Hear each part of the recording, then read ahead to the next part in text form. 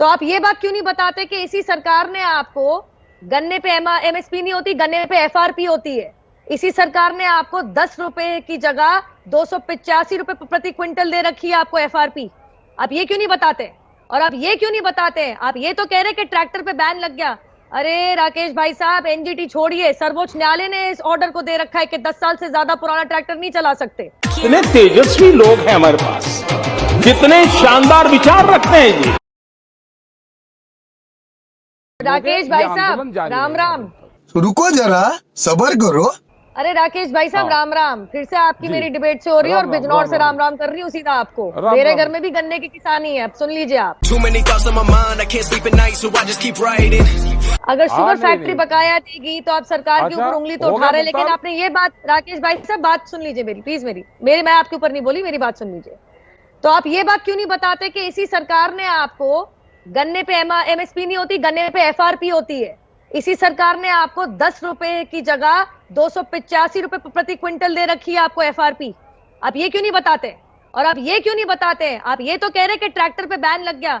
अरे राकेश भाई साहब, एनजीटी छोड़िए, सर्वोच्च न्यायालय ने इस ऑर्डर को दे रखा है कि 10 साल से ज्यादा पुराना ट्रैक्टर नहीं चला सकते। कितने तेजस्वी लोग हैं हमारे पास, कितने शानदार विचार रखते हैं जी। ये सरकार की नीति नहीं है। सरकार के ऊपर उंगली उठाना बहुत आसान होता है। आप जाके सर्वोच्च न्यायालय पे उंगली उठाइए ना, क्योंकि कोर्ट ने जो कह दिया वो तो पूरे देश को मानना ही पड़ेगा। ये तो कानूनी अधिकार है कोर्ट का कि कोई भी जजमेंट दे या ना दे। गलत बात है कि सर्वोच्च न्यायालय के निर्णय पे आपने सरकार के ऊपर उंगली उठा दी। लेकिन मेरी बहुत अहम बात अब ये है, और अब आप मेरे को बताइएगा, जब आपने ये किसान प्रदर्शन शुरू करे थे भाई साहब, आपकी 3 मांगे थी। सबसे पहले जो आपको कांग्रेस के कद्दावर नेता आनंद शर्मा ने बरगलाया था कि उच्च न्यायालय नहीं जा सकते, सर्वोच्च न्यायालय नहीं जा सकते। कितने बड़े झूठे हैं। मैं इतना बता दूं कि कोई भी एसडीएम का ऑर्डर, जो ये 3 कानून में साफ लिखा है कि एसडीएम के ऑर्डर होंगे 30 दिन के अंदर आएंगे। इस देश में मौलिक अधिकार है इस देश के नागरिक का कि आर्टिकल 32 और 226 के अधीन कोई भी नागरिक यहाँ पे एसडीएम के ऑर्डर के खिलाफ उच्च न्यायालय, सर्वोच्च न्यायालय जा सकता है। रिट ज्यूरिसडिक्शन कहा जाता है इसको। तो ऐसा इतना बड़ा झूठ बोल दिया, फिर भी सरकार ने पलट के कहा ठीक है, उनका सुख है मेरा सुख है, उनका दुख है मेरा दुख है। आप सिविल कोर्ट जाना चाहते हैं, आप जाइए। आपने एमएसपी की बात करी, सरकार ने कहा ठीक है, हम एमएसपी की गारंटी भी देने को तैयार हैं। आपने तीसरा मुद्दा उठाया कि कॉन्ट्रैक्ट फार्मिंग के तहत कहीं हमारे जमीन का सौदा ना हो जाए।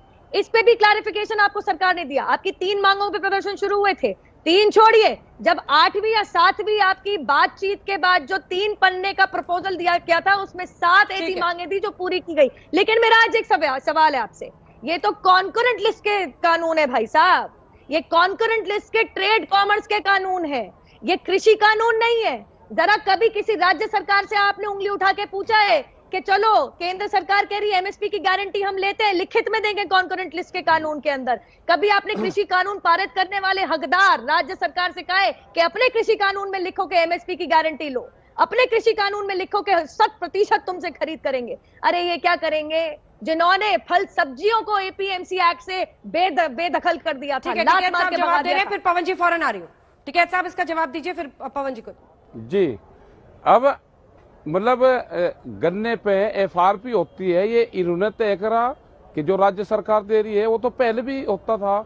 हमने कहा कि 4 साल से गन्ने का रेट बढ़ा गया उत्तर प्रदेश में। हाँ। मैं यही तो है कि आप 325 रुपए से घटा के और एफआरपी पे जाना चाहते हो, जब भी तो 0-0 है ना गन्ने का रेट।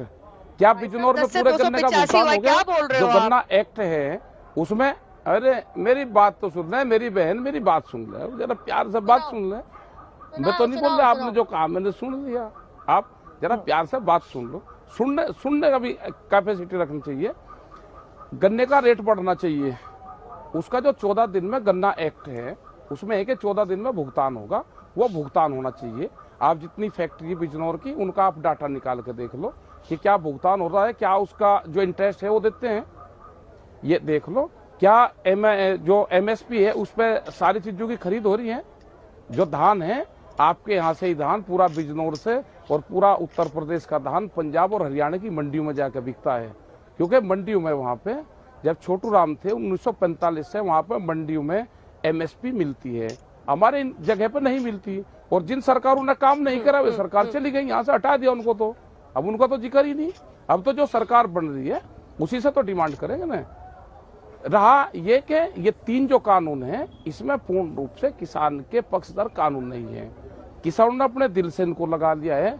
आप इन कानून को जितना जल्दी इनको ले लोगे वापसी, जब आपको आराम मिलेगा एमएसपी पे कानून बनाओ और स्वामीनाथन कमेटी की रिपोर्ट को लागू करो। एक लाइन बोलना पड़ेगा क्योंकि पवन जी से मैं एक रिमार्क लेना चाह रही हूँ जल्दी से।